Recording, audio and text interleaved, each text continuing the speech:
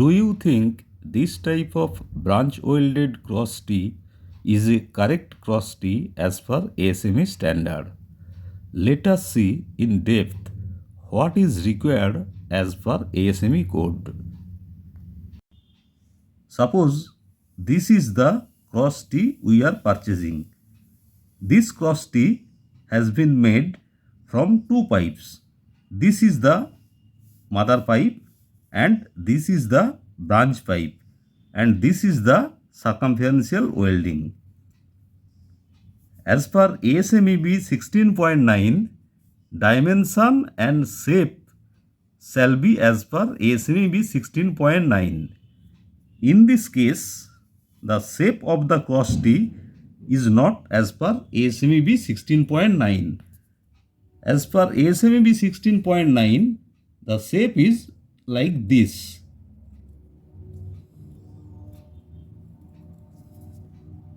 As per ASME 16.9, these corners are having one curvature like this.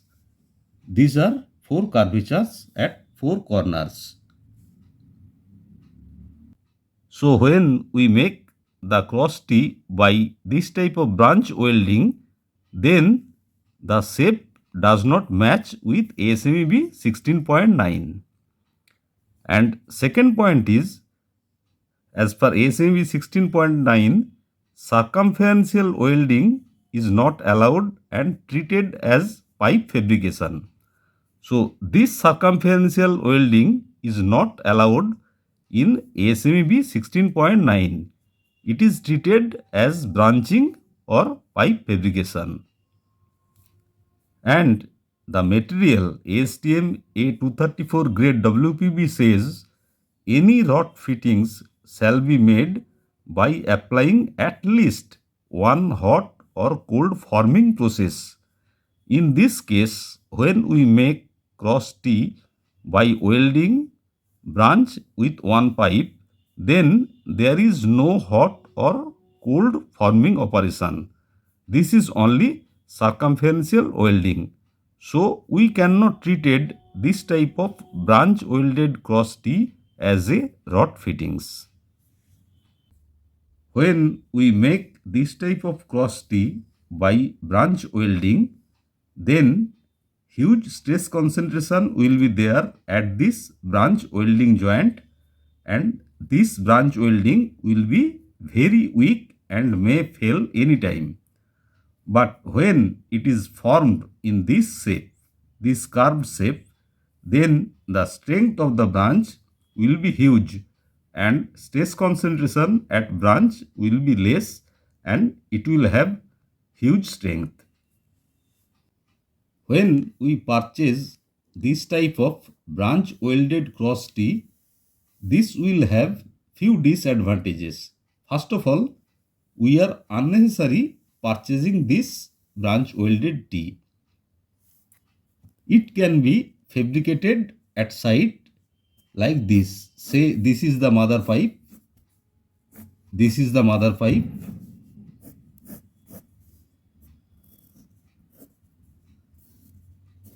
and this is the branch connection made at site.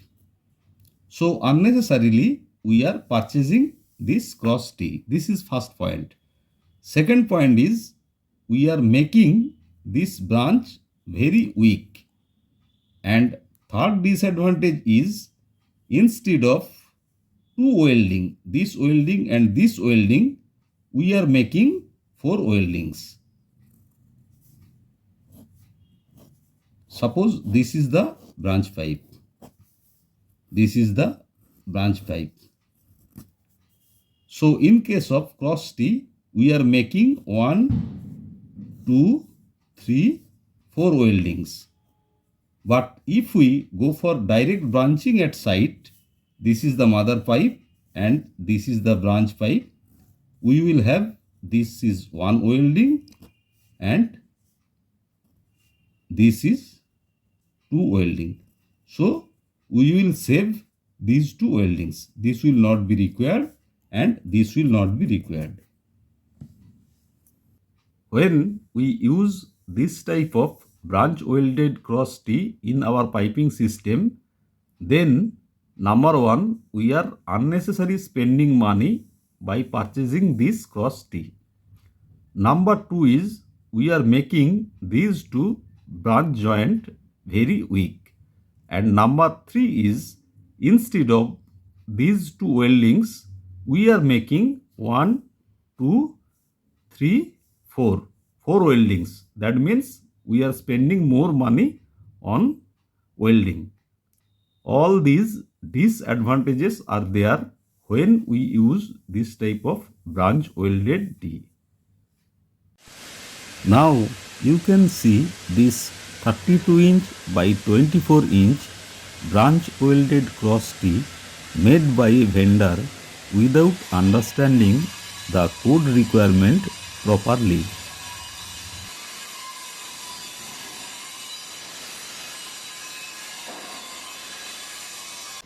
After installation at site, this is the cross T.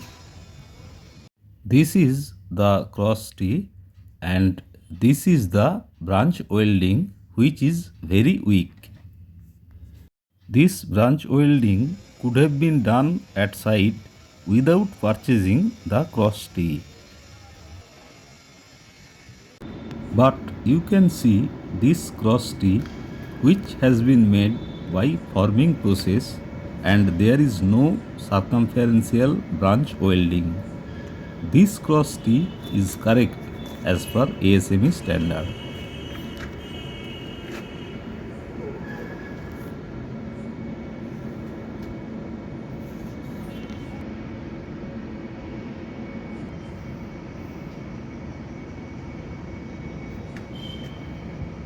Now let us see how correct cross T should be made as per ASME code and standard. Now if we want to make seamless cross T, then actually seamless pipe has to be used. This is seamless pipe and this hot seamless pipe is pressed inside a die and branch will come like this.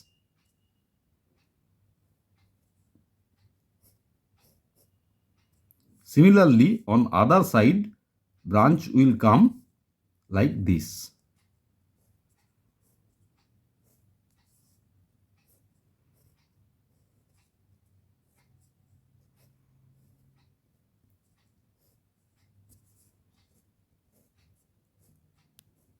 Finally, cross T will be like this after cutting. So, this is the cross T.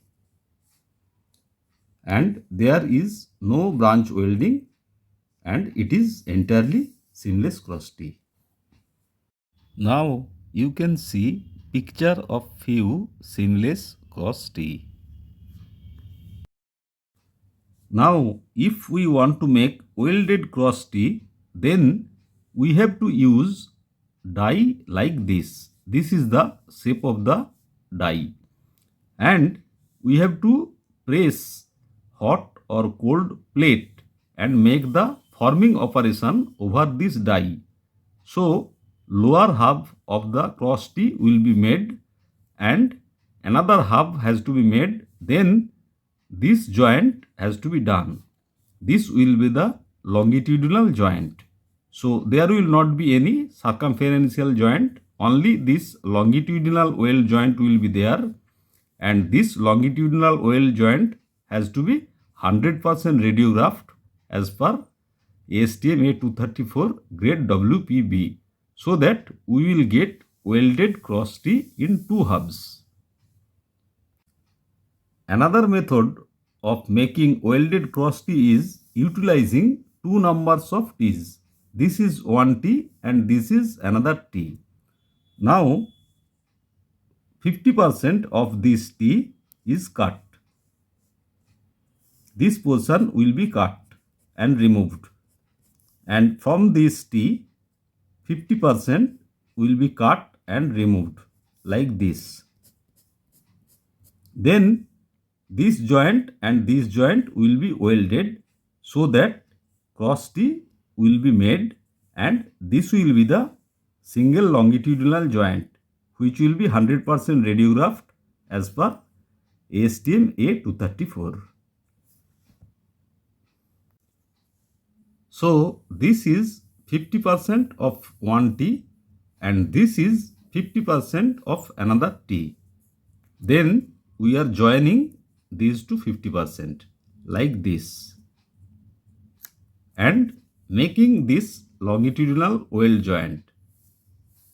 This weld joint has to be 100% radiographed as per ASTM 234. So this will become welded cross T like this. This is one cross T has been made using two number of T's. So while purchasing this type of cross T, we should mention clearly that dimension and shape shall be as per ASME B 16.9 and there will not be any circumferential welding. That means branch welded cross T is not acceptable. As per ASTM A234 grade WPB, it will be rod fittings. That means it will be made by any forming process or forming operation.